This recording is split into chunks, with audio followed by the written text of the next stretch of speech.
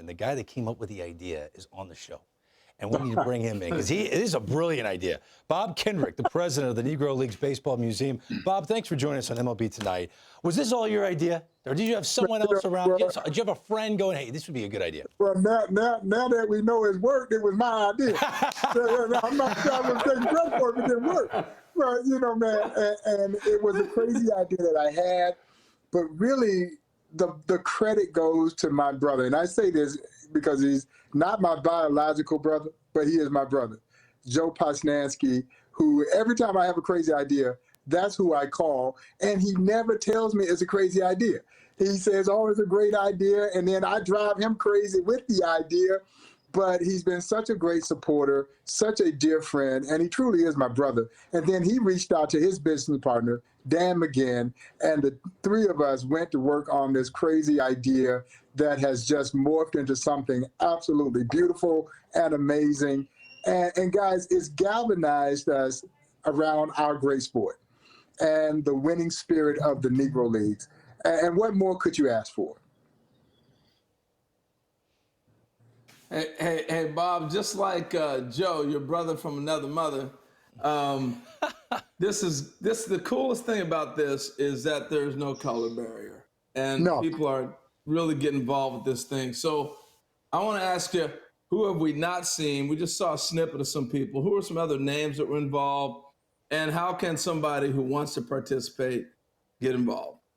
Yeah, no, we think we've just scratched the surface. Obviously, today was a monumental day. You know, Harold, anytime that you get 4 U.S. presidents, and while we didn't have video from President Carter, he did send a letter. And so anytime that you get 4 U.S. presidents to basically endorse this crazy idea that we had, it's really significant. But when you start to think about the people that have been involved, yourself, Michael Jordan, Magic Johnson, General Colin Powell, Billie Jean King, Bob Costas. I mean, the list just goes on. And now all of the current players who are posting. I had not seen the video with the players passing the hat up until you guys showed that piece of it. And man, it moved me tremendously. It really did. But I think it speaks volume to our sport.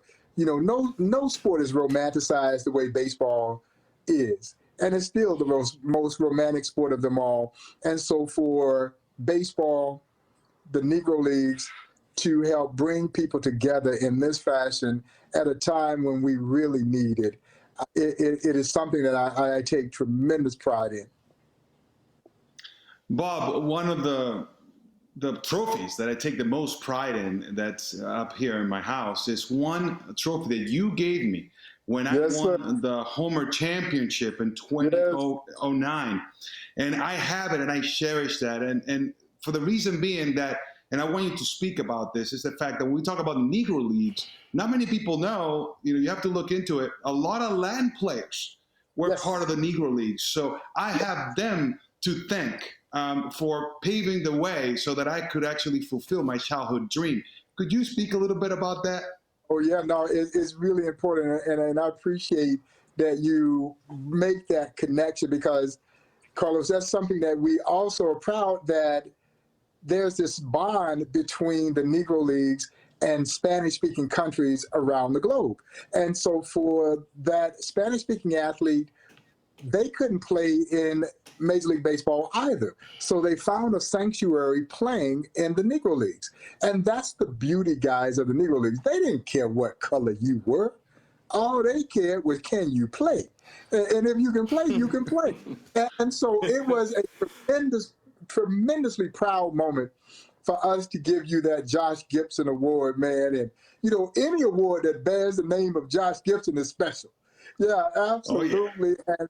And that's something that we are so excited. Harold and I did this wonderful series of vignettes, and we talked about the likes of the great Martin Dehigo, and of course, my dear friend, the late, great Minnie Minoso, who was really the Latino Jackie Robinson, who was so proud of his roots in the Negro Leagues, and my good friend Louis Tiant, whose father played in the Negro Leagues. So this, and Harold talks about it, and we bridge all boundaries with this story. And I think that's what makes the Negro Leagues so profound and what makes this museum so vitally important. Yeah, Bob, I was going to ask you about the museum. I love going there. This is a big year, 2020, celebrating 100 years of Negro League Baseball. When fans can get into the museum, is there anything that's out of the ordinary that they can enjoy this year, the 100th anniversary? We just reopened, it'll be 2 weeks ago tomorrow. And, you know, man, I tell you, it was tough, as it has been for much of our country as a result of, you know, the devastation of this coronavirus pandemic. It certainly had its impact on the museum. It had a tremendous impact on the year-long celebration that we had planned. And we got off to such a great start. And then a month after we announced our plans and the year-long celebration, everything came to a screeching halt. And so 2 weeks ago, tomorrow, we open our doors again. And guys, I kind of said it in jest, but I was really serious. The first visitor was from Brooklyn, New York. She was a young lady from Brooklyn, New York. And guys, when she walked in the museum, it was like a publisher's clearinghouse moment for me. Yeah, I mean, I wanted to release the balloons and the confetti. Now, Harold, you know me, I didn't have a check for it. But man, it was so exciting. And just to see life back in this museum, a place that is here to keep alive the memories of those who, as I like to say, forged a glorious history in the midst of an inglorious time in American history to play ball. And so, Greg, man, Bob is a reverse publisher. He's reversed. You give him the money. Bob Kendrick, this was so much fun. The Negro League Museum could not ask for a more passionate and energetic leader. And what a great initiative to tip your cap. And I think you deserve, my friend, a tip of the cap. A tip of the cap. Oh, man, this is to you. Yes, sir. Well done, Bob. Thank you so much for your time. Hey, man, much love to all of you guys. Thank you all so much.